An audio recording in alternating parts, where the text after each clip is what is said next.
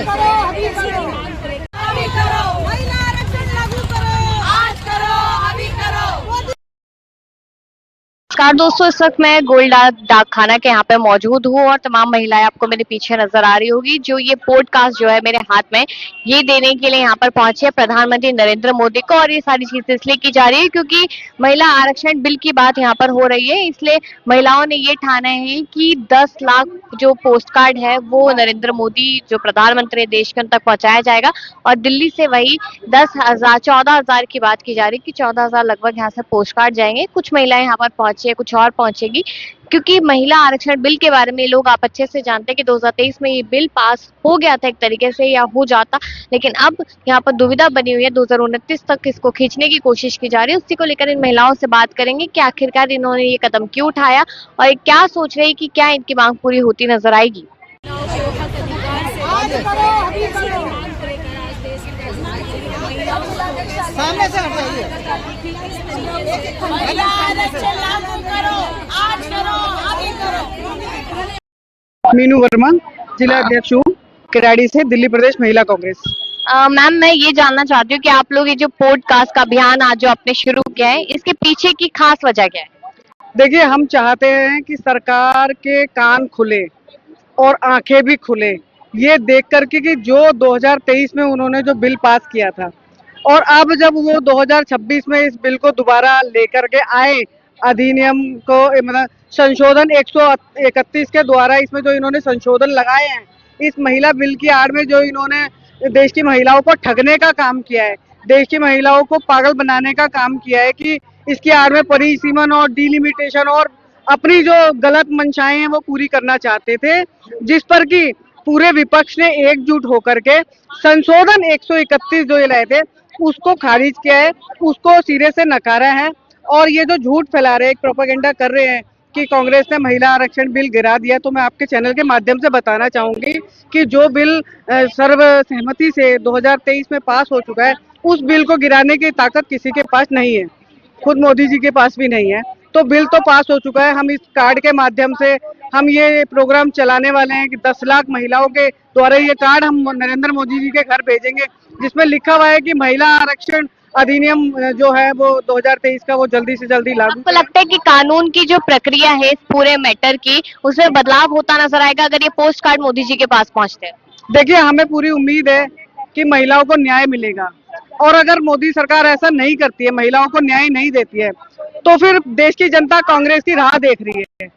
जैसे ही कांग्रेस की सरकार भारत देश में बनेगी, हमारा सबसे पहला काम होगा कि ये महिला वंदन अधिनियम को हमने लागू करने हैं, 33% आरक्षण के साथ लागू करना है, 543 सीट के ऊपर लागू करना है 2/3 बहुमत से।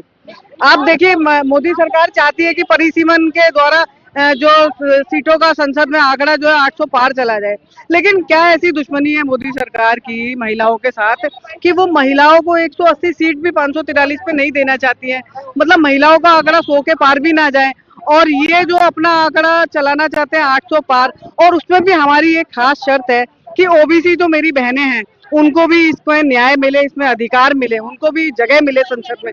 देखिए, आपने देखा होगा एसटी जो मेरी बहनें हैं उनका रिजर्वेशन कोटा है, बाकी जनरल सीट में आ ही जाते हैं। मोस्टली आपने देखा होगा नेताओं की वाइफ्स है या बहनें हैं, या मतलब कोटे को थोड़ा सा जो बाकी सीटें होती है वो खराब हो जाती है थोड़ी सी। हम चाहते हैं कि ओबीसी बहनों का कोटा रहे, तो साधारण वर्ग से जो महिलाएं आती हैं हमारी, जो ये उम्मीद लगाती है, जो सपना देखती हैं कि इस संसद में हमें भी कभी बोलने का मौका मिलेगा। आपने यही तरीका क्यों चुना अपनी बात रखने का? देखिए, कांग्रेस हमेशा से शांति प्रिय एक पार्टी रही है, गांधी के आदर्शों पे चलती है, और गांधी जी हमें ये सिखाते हैं कि बिल्कुल प्यार से और बिल्कुल आज्ञा, मतलब आप देखिए कि गांधी जी ने जिस तरीके से आंदोलन चलाए थे बिल्कुल शांति से अहिंसा के मार्ग पर चल के, वही हम आज कर रहे हैं कि एक अहिंसा का मार्ग है। हम ये चिट्ठियां लिखेंगे, देश की लाखों महिलाओं से लिखवाएंगे, तो शायद मोदी जी को पता चले कि महिलाएं क्या चाहती हैं। ठीक है ना, तमिलनाडु पहुंचते हैं मोदी जी और कहते नजर आते हैं, अपना दुख दर्द पीड़ा बयां करते हैं कि महिलाओं का जो हक अधिकार है वो विपक्ष ने खाने का काम किया, विपक्ष ये सारी चीजें कर रहा है। तो और आप लोग कह रहे हैं कि एक नैरेटिव सेट किया जा रहा है, ऐसा क्यों है? जनता इस चीज को कैसे समझे? देखिए, जो मोदी जी का भाषण जो उन्होंने दिया था, देश के नाम संबोधन जिसे वो कहते हैं, लेकिन वो संबोधन कांग्रेस के नाम था, पूरे संबोधन में 58 बार कांग्रेस का नाम लिया गया था, ये पूरा देश जानता है। तो देखिए, पहली बात तो वो संबोधन ही उनका गलत था। ये देखिए आप, जब न्याय संहिता लग जाती है कहीं पे भी तो प्रधानमंत्री जी को कंट्रोल करना चाहिए था, लेकिन उन्होंने नहीं किया। इस पे भी अविश्वास पत्र हम लेकर के आए हैं। रही नारी बंधन अधिनियम की बात, ये भ्रूण जो है 2023 से मोदी सरकार के गर्भ में पल रहा है, ठीक है।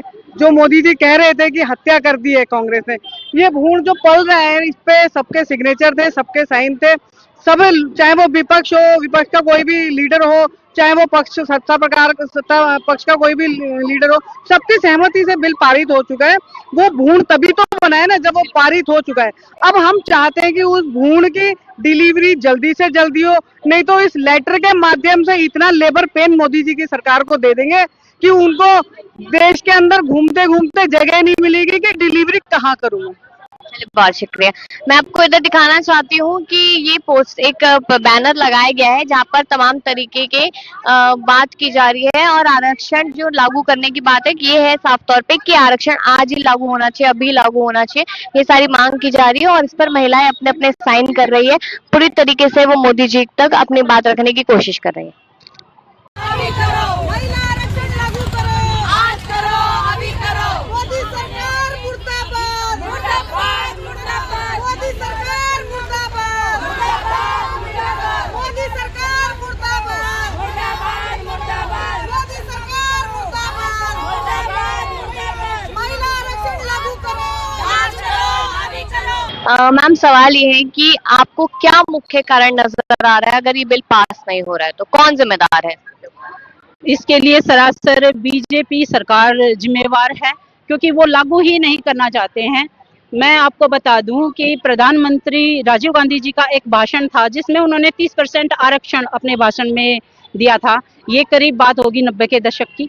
उसके बाद में सोनिया गांधी जी और सर्वदलों की जो एक बैठक हुई, उसकी सर्वसम्मति से 2023 में ये बिल पास हो चुका है और उसके बाद भी ये बिल लागू नहीं हो रहा, तो हमें समझ में नहीं आ रहा था ये बीजेपी सरकार क्या चाहती है, क्यों ये बिल लागू नहीं कर रही है।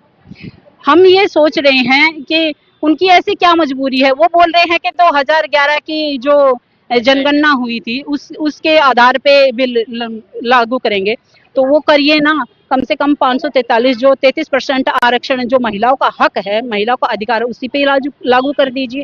हम तो चाहते हैं कि वो लागू करें, आज ही कर दीजिए।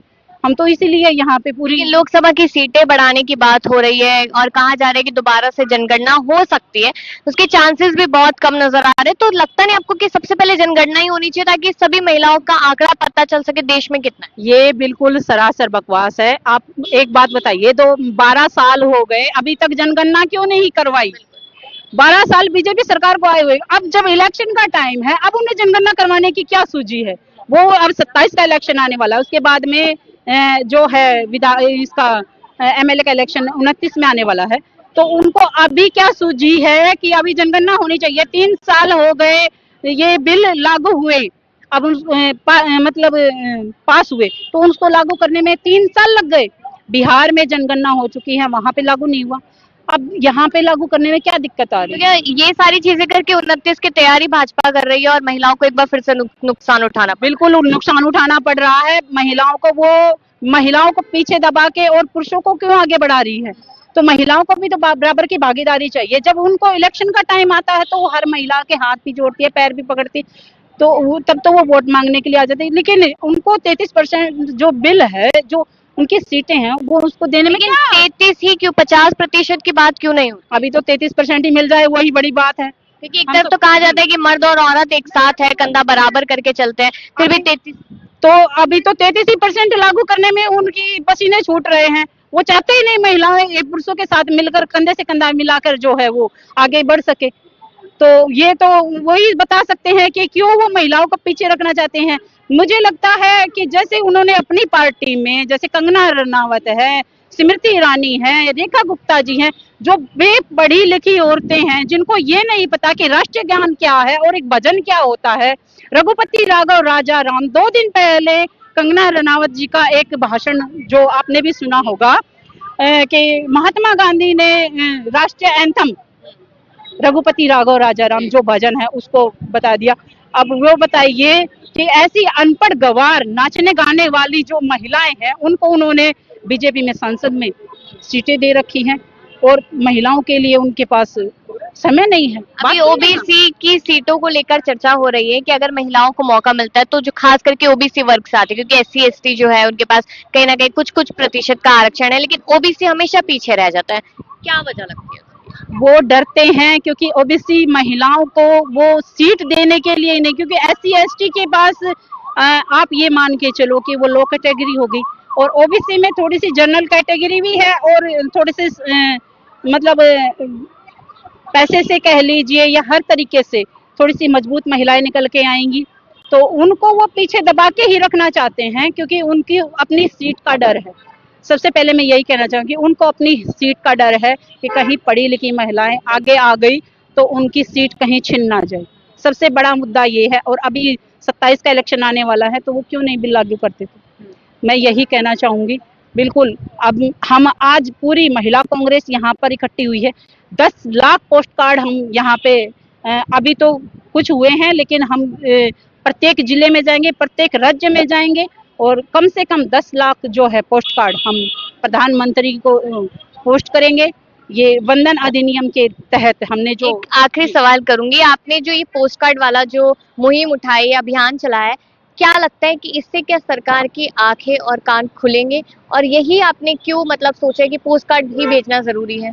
जब मोदी जी हर हफ्ते हर महीने मन की बात को लेकर 8 बजे टीवी पे आ जाते हैं कि मेरे मन की बात ये है, तो हम महिलाओं ने भी ये सोचा कि हम भी अपने मन की बात एक छोटे से पोस्ट कार्ड के ऊपर लिख कर और मोदी जी के सामने रखे कि भाई हमारे भी मन में ये बात है तो हमें भी आरक्षण मिलना चाहिए। कम से कम आप महिलाओं के लिए इतना गुणगान करते फिरते हैं तो कम से कम महिलाओं की बातें भी तो सुनो, हमारे भी तो मन की बातें सुननी चाहिए।